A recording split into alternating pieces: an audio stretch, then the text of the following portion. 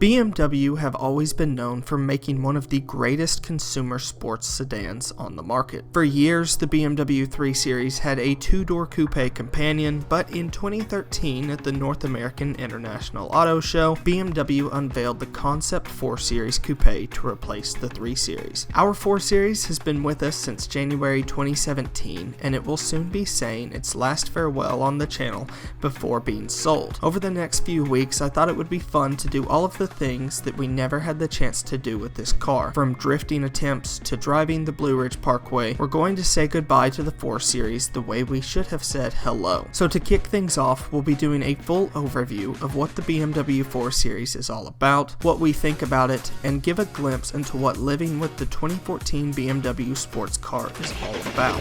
Before we do, don't forget to subscribe to the channel and be sure to check out Downforce for some car enthusiast t-shirts and bags for your adventures. For now though, let's talk about the greatest sports car BMW currently sell.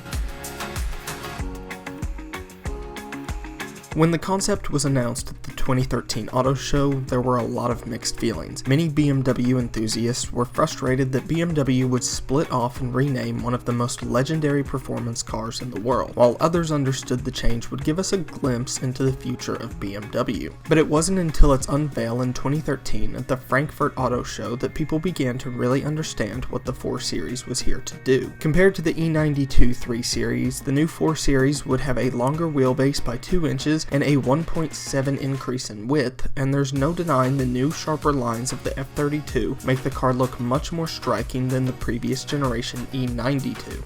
But then in 2014, things started to get a little messy. BMW officially announced the 4 Series Gran Coupe at the 2014 Geneva International Auto Show. And for reasons unknown to me, BMW decided to make a 4-door sedan of their 2-door coupe, which was derived from their 4-door sedan.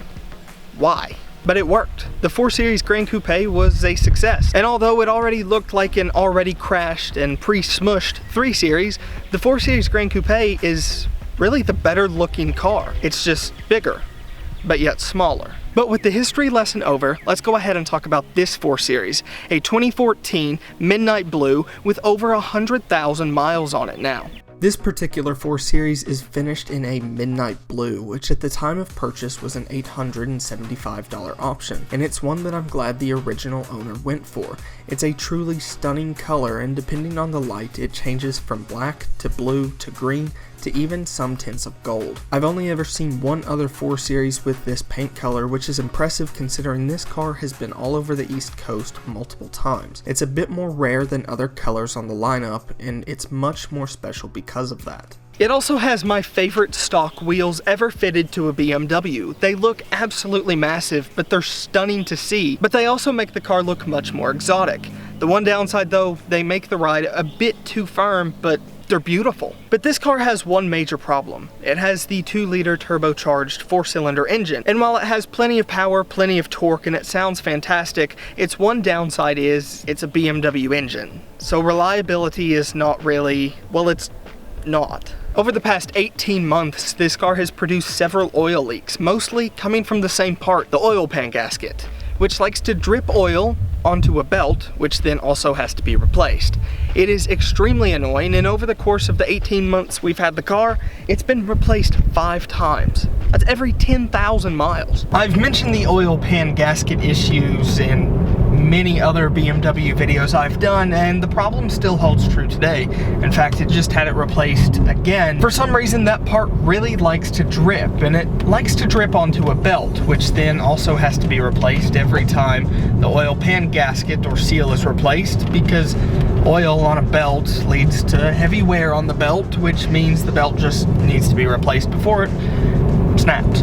Aside from that and a thermostat that needed to be replaced, that's really been the car's only issues. The only problem is that issue with the oil pan gasket comes up every 10,000 miles. And while the 4-cylinder in this car can be an annoying little engine, it's nowhere near as bad as having to replace valve stems or a Vanos system. So really, Not too bad, BMW. Another weird part about the 4 Series is the M variant, the almighty M4. One of the weird things BMW changed when they introduced the M4 was changing the code name. Previously, all models had the same code name, no matter if it was the 328i or the M3. For example, with the E92, it was the same throughout the model lineup. But with the M4, they changed it from the F32 to the F82. A small change, and it's really something that's not too significant, but it does give you a bit of a glimpse into the future of BMW. Now let's talk about some of the interior pieces. The 4 Series has a blend of a traditional yet modern interior that most BMW models had at the time. The wood is certainly beautiful, and the aluminum accents make the interior feel much more upscale. This 4 Series also has the head-up display, and I've never been a huge fan of any head-up display system, but BMW have always had my favorite. The 4 Series has a fantastic ZF 8-speed automatic transmission, which I've talked about in detail in other videos. All in all though, the transmission is one of the best parts about the car. The 4 Series sits low to the ground like a sports car should, but it also does something a little better than that. It gives you the feeling that you're sitting much lower and much closer to the ground than you actually are. The driving position in this car is great, which is a huge plus considering this seat no longer works at all. Nothing. But because the driving position is so good, the seat is stuck in the position it was that it was being driven in. So it works great, really. It's like a supercar. Minus everything about a supercar. So don't worry, the BMW 4 Series is still a traditional BMW with spotty electronics. I absolutely love the 4 Series and the interior, but if I had one complaint, it would be the lack of storage. The problem is, in the 4 Series, if you have 2 drinks in the cup holders, like on a road trip, there's really nowhere to put your phone, and you can't really say you can put it in this pocket down here, because it's just gonna flop out and end up in the floor somewhere. So the only place to put your phone is in between the center console and the handbrake.